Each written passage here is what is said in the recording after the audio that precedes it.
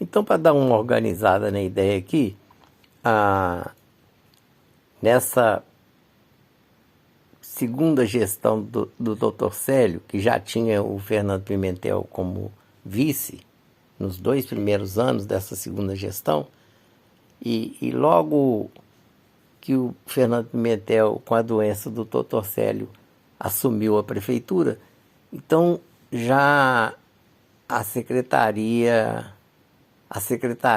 a organização da prefeitura, a estrutura organizacional da prefeitura passou a ter essas 5 grandes secretarias, ou macro-secretarias, que englobavam as outras secretarias das atividades ou das políticas públicas da cidade. Então, por exemplo, tinha uma dessas grandes secretarias temáticas era o planejamento e a fazenda, né? E as finanças. A outra, a Secretaria de Políticas Sociais, que englobava a Secretaria da Saúde, a Secretaria da Educação e a Secretaria de Assistência Social.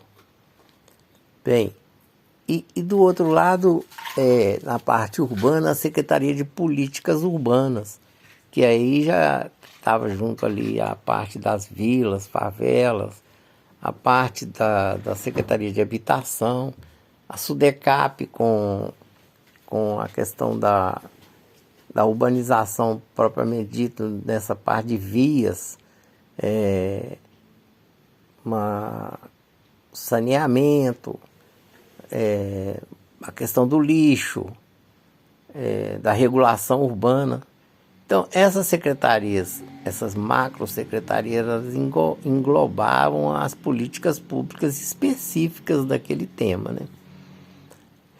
E aí, o conselho da cidade, que já vinha da primeira gestão do Dr. Célio, também era conformado a partir dos conselhos temáticos, de cada política temática, que vinha lá das regionais. Então, nas regionais, como foi as secretarias de políticas públicas, foram todas elas levadas para as regionais através das gerências de educação, gerência de saúde, né, de regulação urbana.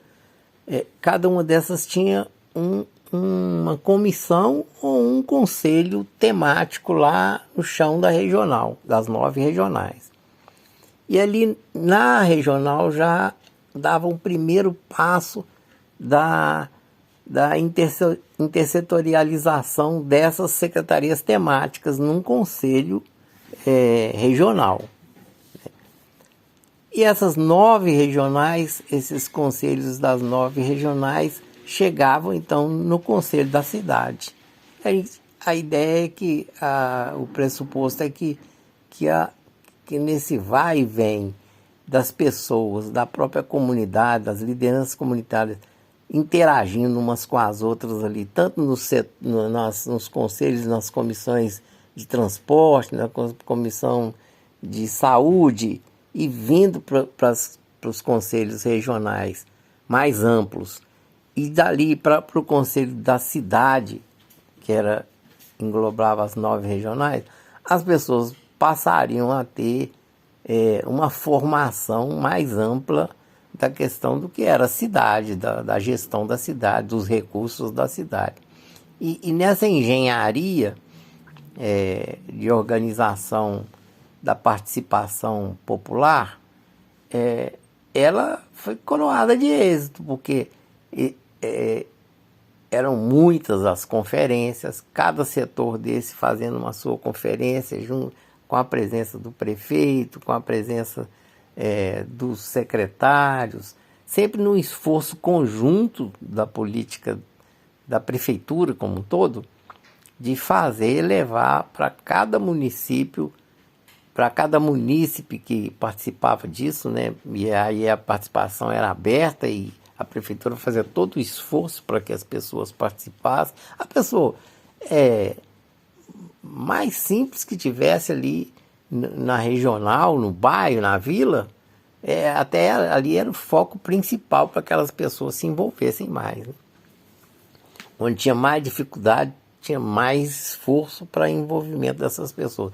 O envolvimento nas igrejas, o envolvimento nas unidades de saúde, nas escolas, para chamamento das pessoas para participar desse processo. E, com isso, nós que já vimos ali na região de Venda Nova, desde lá de trás da década de 80, de 85, 86, criando Conselho Comunitário e Popular da Regional, então nós estávamos nadando de braçada nesse processo todo ali na região Venda Nova, né?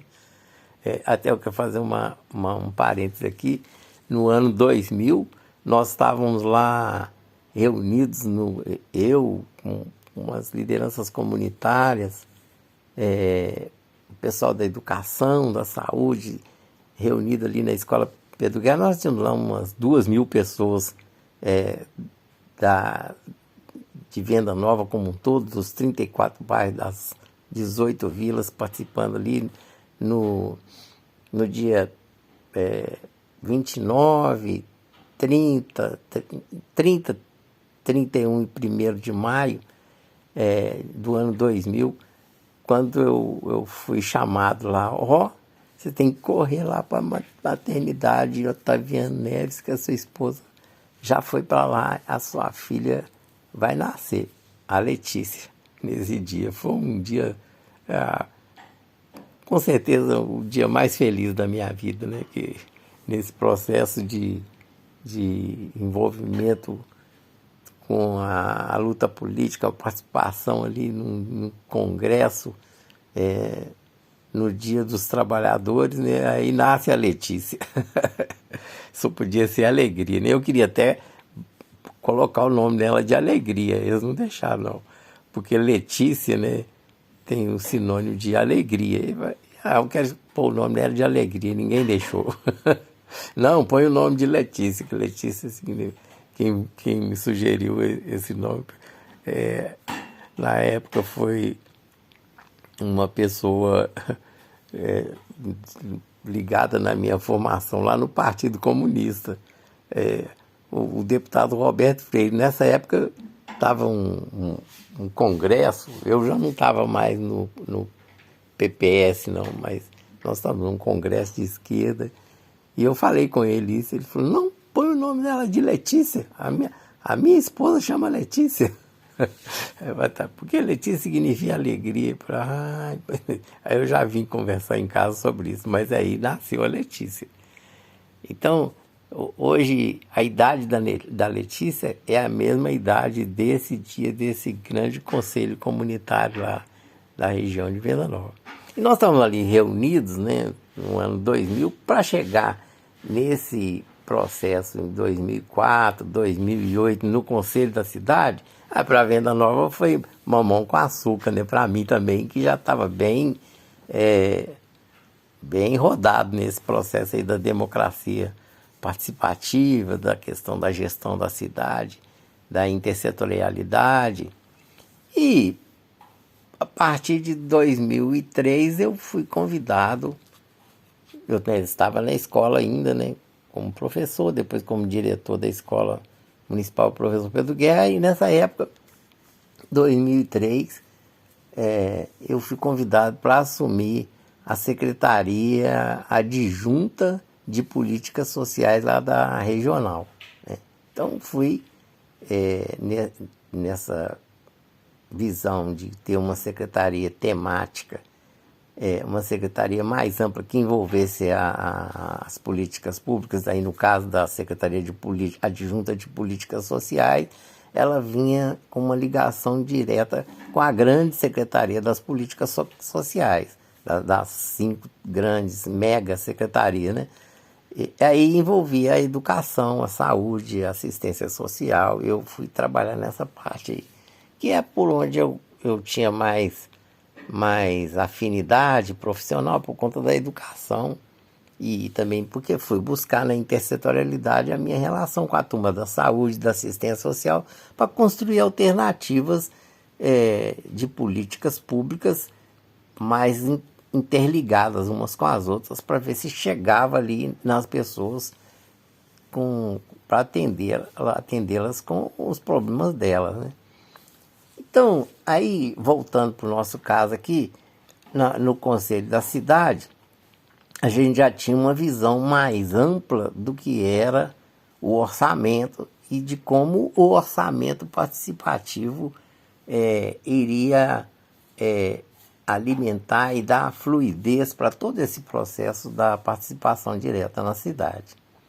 Eu quero caminhar para encerrar essa etapa aqui, dizer que nas regionais, nesses 34 bairros da Regional Venda Nova e das 18 vilas, quando tinha as reuniões do orçamento participativo, que começaram lá com a eleição do Patrus, né? Lá em 1992, e ele assumiu em 93, mas a partir de 94, já quase na saída do Patrus, 93, 94, para 95, aí que o orçamento participativo já estava mais pungente, né? mais sistematizado, e as reuniões de bairros, as reuniões de vilas, para tirar os delegados que representassem as reivindicações dos seus bairros, das suas vilas, né? Então, nós tínhamos um recurso dividido, o recurso colocado à disposição da comunidade, dividido pelas 9 regionais, que iria, cada uma das regionais, fazer as discussões nesses bairros, tinha uma primeira reunião para explicar como era o processo, para expor como era o processo. Não, uma primeira reunião que vinha o prefeito mesmo e os secretários temáticos da época para explicar o que era o orçamento participativo, como que ia ser as regras. Depois essas reuniões chegavam até nos bairros, através das escolas, através das unidades de saúde, das igrejas, uma grande mobilização, e vinha muita gente interessada em querer asfaltar a rua, a canalizar um córrego, a colocar uma linha de ônibus onde não tinha, resolver um problema da encosta que estava, um lugar que estava inundando, da moradia. Todos esses assuntos chegavam nessas plenárias populares. Dali, essas discussões iam se afunilando de tal modo que desse para ajustar as reivindicações com os valores disponíveis para cada uma dessas 9 regionais. E esse recurso, vamos supor que pudesse resolver por ano 10 grandes reivindicações, as maiores reivindicações que pudessem aglutinar mais delegados.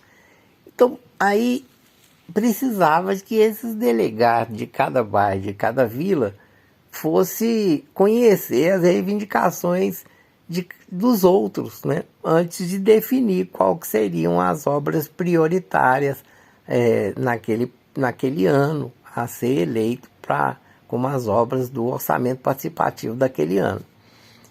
Então, dessas reuniões nos bairros, nas vilas, era marcado um dia de uma caravana, um sábado, um domingo inteiro.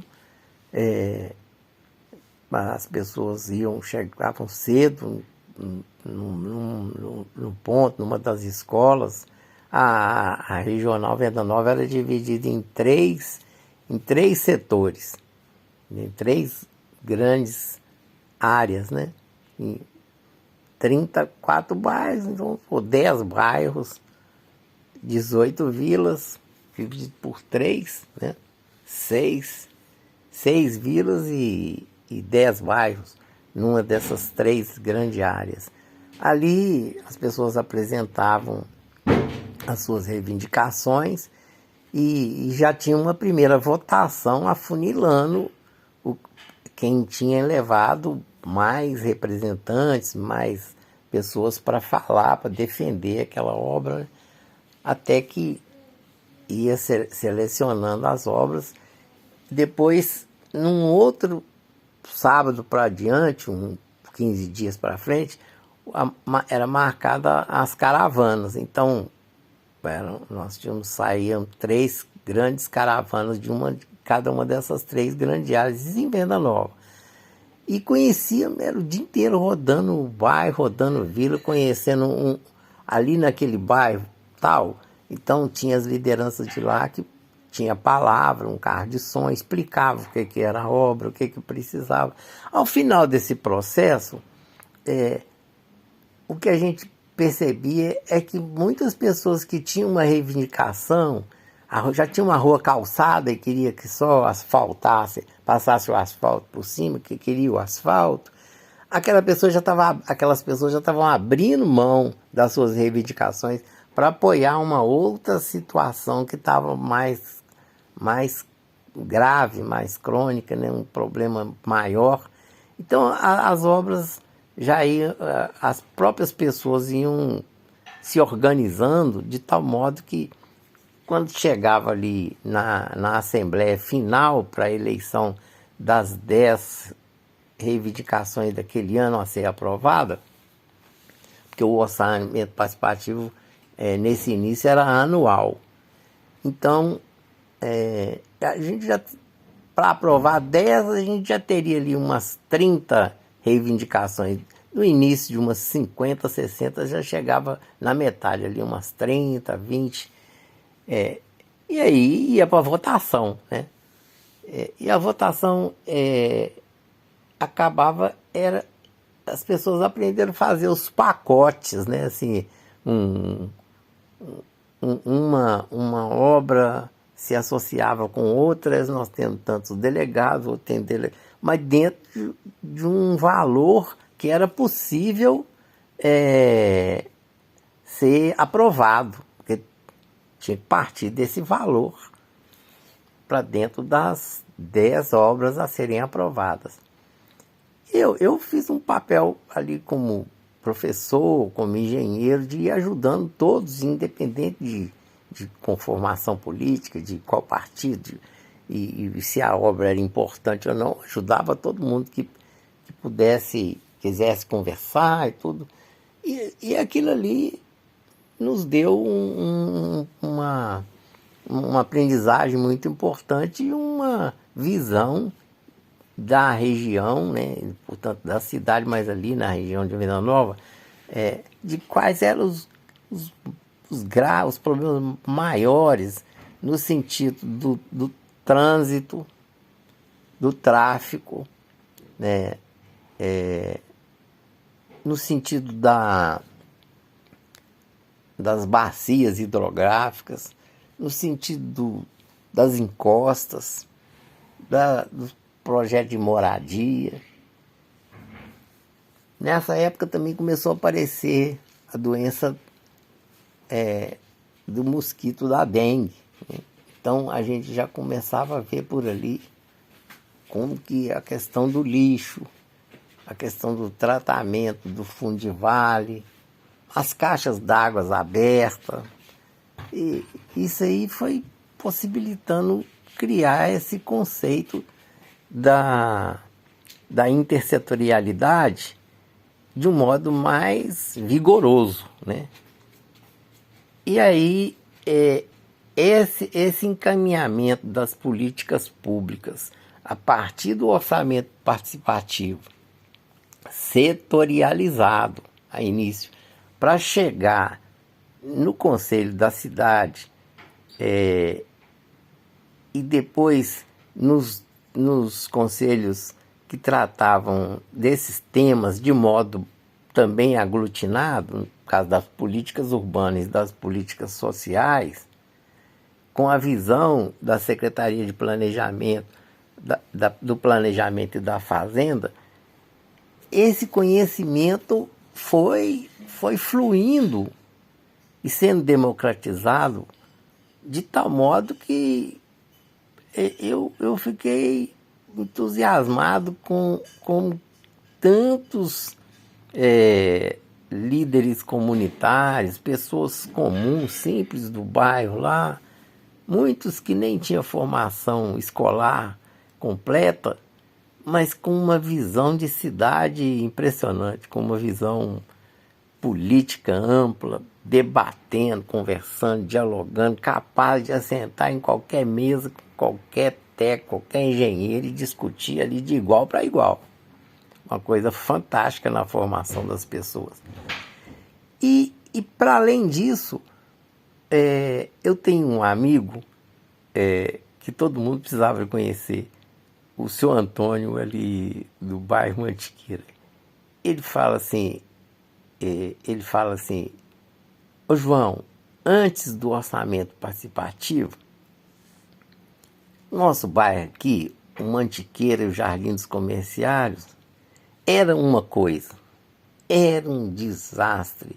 A gente não conseguia sair de casa, o carro não chegava, não tinha jeito de entrar nos lotes, na maioria das casas, né? Tinha que passar uns degraus, umas escadarias, uns barrancos que o pessoal escorregava. Tinha muita gente que levava o caderno, levava o calçado dentro de uma sacola plástica para ir para a escola e chegava lá na escola ou no trabalho, tinha que lavar os pés para calçar o calçado que precisava trabalhar e trocar roupa. E agora não, João, agora a gente chega em casa, desce do ônibus na porta da casa da gente, as pessoas têm os carros, então mudou muito. Ainda tem muita dificuldade, tem muito problema, né? Porque também do processo de pavimentação, de tratamento de fundo de vale, se ele não tem uma sequência política de manutenção, de assistência das políticas urbanas, aquilo vai se desgastando, né? E remenda asfalto, a Copasa chega e fura buraco daqui, aí depois vem com um asfalto por cima e passa ali, mas fica desigual, né? Muito problema. Mas a cidade teve um salto, sobretudo nos bairros periféricos, onde as pessoas conseguiram se envolver pessoalmente no orçamento participativo. Depois, e finalizando aqui, já começou